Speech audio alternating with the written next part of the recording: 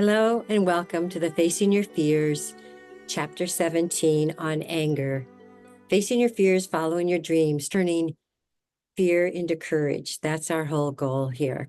And our Chapter 17 on anger is very interesting because there are theories out there that anger is a secondary emotion, that anger comes because we're afraid, because we're sad, because we're frustrated. And yet some other people say it's a primary emotion. Whatever it is, it's something we need to deal with. There is so much anger. I believe a lot of the anger is based on fear these days. But I watched my little 20-month-old and I see when he doesn't want to come inside. He and I are very alike. We like being outside. And when he has to go back inside, the frustration he feels, the sadness, and it looks like anger, but I think it's expressing an emotion that of what he desires. He desires to be outside.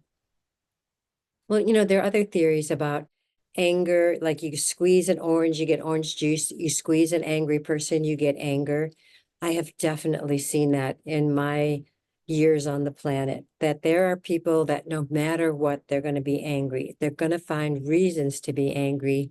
And that anger just comes out at others, at circumstances, at situations, at people they even love. The anger comes out.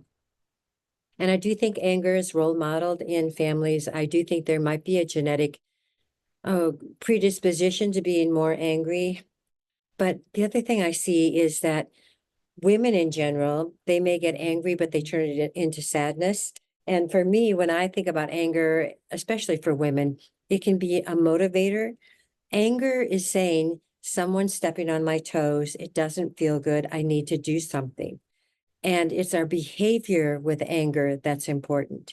I think for generations, anger has been equated with violence. And if we can change that so that we can have differences of opinion, differences of perspective, different feelings, but we don't need to get angry about it. And we definitely don't need to hurt others about our anger or whatever angers us.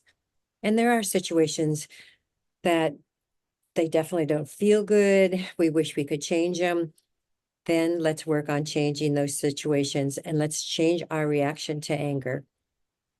So in this chapter 17, I give people a chance to say, what's the kind of thing that does anger them? I don't like child abuse. I don't like violence. I don't like war. I don't like a lot of things that make me uncomfortable and may worry me or create fear or whatever it might be. But what my behavior is if I don't like something and I can do something about it, I will. That's my goal in life. And if we can help anybody to identify any of their emotions, but especially anger, and decide what they want to do with it. I do feel like our childhoods can sometimes trigger us as adults where someone criticizes us and all of a sudden we just see red because maybe we had an overdose of criticism, or maybe we were abused. And so if violence or angry behavior comes directed towards us, we react very strongly. When we react strongly in anger, it gives us a chance to look inside and go, what do I want to do with this?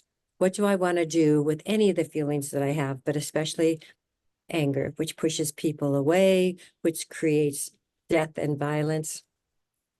We really want to watch it. We want to watch that we're not role modeling that for our children, our grandchildren, for anybody. So in the chapter 17, we have this exercise where you decide if there is someone you're angry about, you write them a letter. And you start out with, I'm so angry, I'm so frustrated, I'm so resentful, any of these things that can symbolize anger. And you write everything that you're feeling. And usually if you start talking about one person, you have anger towards other situations or people, or even yourself, or even God, or whatever it might be. And underneath that anger is usually sadness. So then the next paragraph is sad. I am so sad about whatever it might be. Something that has happened, something that's going on, something that you perceive, and you write about all the sadness. We do have sadness inside. And I think the anger sometimes protects us from that sad, tough feeling that makes us want to cry. And so we get angry to protect ourselves from situations and from our feelings. And so under anger and under sadness, there's usually fear. And so the next page or paragraph is about fear. And like I did this letter for about my mother, I don't know, 20 times or something. And I think my greatest fear was that I could turn out to be like her.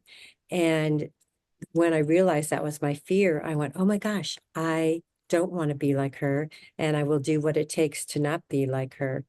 And that fear was also related to sadness and anger. But it's interesting to go to the emotions underneath. Even if somebody like cuts you off on the freeway, that initial anger of, you know, what a bad driver, or we can say worse things. And then you go beneath the anger, there's that sadness that somebody is driving like that and frightening us. And underneath that is fear. In this letter that we write, the very last paragraph is, what do you desire? What do you want? And I learned this technique from John Gray when I worked with him under the Men Are From Mars, Women Are From Venus. And it was very fun working with him and learning his techniques. But when you get to desire, what do you want? What do you dream of? What do you hope for? There's so much power in that. So we want to take these emotions. We're on a planet that has so much emotion. We need to learn about our emotions. It's an incredible experience. But what do we want? And when you can say, I would like those words, and then finish it off. I'd like to travel the world. I'd like to see my grandkids get married. There's so many things I'd love to do. And those feelings and that desire and those dreams are so powerful. If you want, at the end of a letter, if say you've written it to your mother or anybody, or your partner, child, a friend, or whatever it might be, you can write a response of what you'd like to hear, or if they were in their best spiritual nature, how they could respond to it. You know, they could write back like, dear Janet, I'm so sorry, I didn't know any better, or whatever it might be. And you can imagine those words coming from anybody if they were at their highest, best self. And then when you hear those words in response, it can be, yeah, they could probably say that if they knew better. Hopefully we can all do better. So let's look at anger. If you're angry, it means you're motivated. Let's use it for motivation to change something. Let's not hurt another person. Let's decide to take the higher road to develop more compassion, more understanding in relationships, in families, maybe in the world, if we could do it. If we could do it, I'd love to see that happen.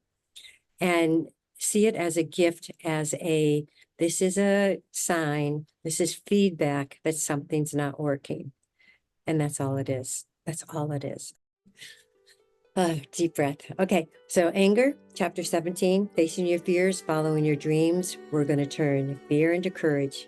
Thank you so much for joining us.